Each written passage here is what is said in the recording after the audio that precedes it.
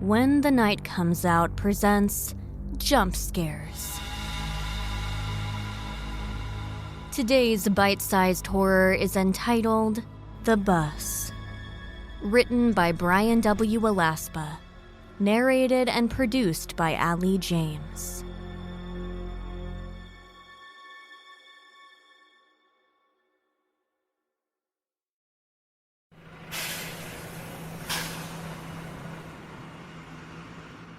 The journey was finally nearing the end, or so they thought. Like many before them, there were not many on that bus that were happy. There were always so few people who were happy when the end of a bus ride came. Being cramped with a bunch of other people, many of whom were sweaty or in other stages of dirtiness and disrepair, while the bus made stop after stop did very little to improve anyone's mood. And here it was, nearly Thanksgiving, and this bus was packed full, and Chicago was just ahead. It was not approaching fast enough. Charlie tried to stretch. He elbowed the sleeping man next to him, who then gave out with a grunt and shifted in his sleep.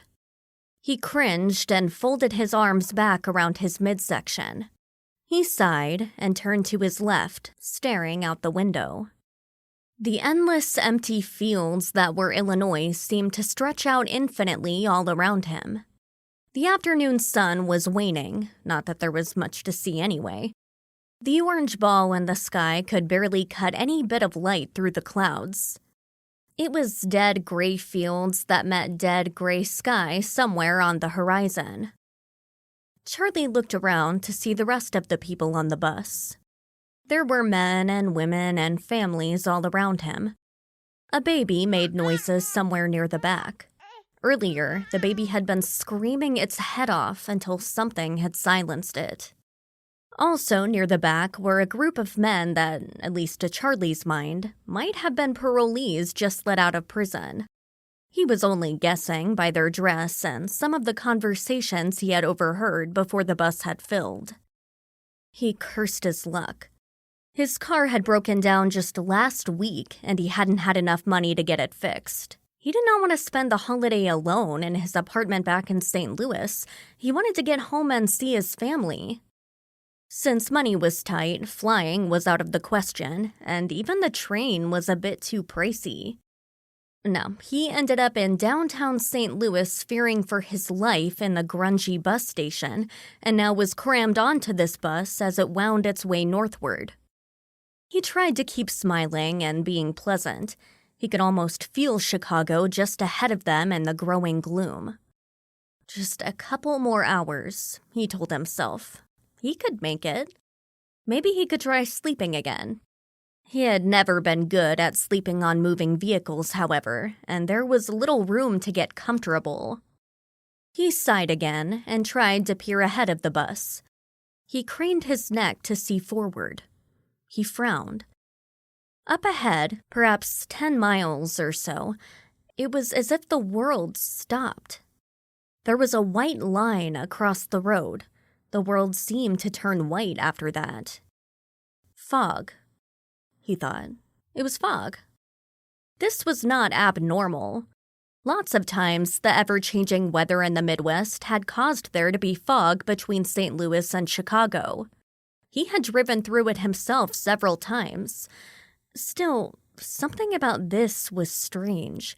It was as if a line had been drawn by a giant ruler across the road. He frowned again. It seemed like there were very few cars coming the opposite direction, headed south on the highway. "What the hell?" he whispered. Most of the people around him were listening to music. Some were sleeping. Some were chatting with each other quietly. The baby was cooing, and the mother speaking to it calmly. Someone else was looking at a tiny DVD player. Nothing was out of the ordinary. The bus kept moving forward. There were other cars and some trucks ahead of them as well, and as they got closer, Charlie saw them vanish into the fog. He frowned yet again. He did not see their taillights. They were just there one minute and then gone the next when they went into the fog. Suddenly, his stomach rolled. He was very certain, all at once, that he did not want to go into that fog. "Hey," he said. He had no idea who he was going to tell. The driver? Guy looked half asleep behind the wheel. "Hey." No one responded. The fog got closer. Now they were just a mile or so away.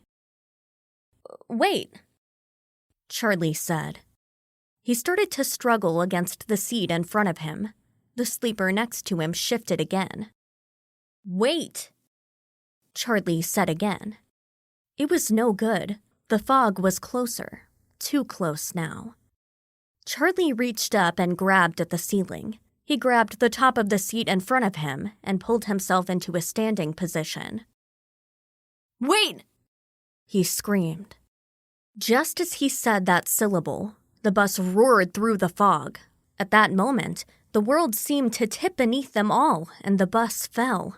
Screams erupted from all around. It was as if the bus had fallen off the edge of the earth. Then, just as suddenly, with the fog blotting out everything around them, the bus crashed to the ground. Charlie was flung forward and then back into the seat. All around him, people were screaming and cursing. When Charlie looked out the window, he saw only fog, but he also saw shadows moving in that fog. "Oh, hell," he said. "So much for Thanksgiving," was his next thought. Thanks for listening to When the Night Comes Out Jump Scares. Be sure to like, share, and review. You can binge our first 2 seasons of full-length stories now. Until next time, try to stay safe when the night comes out.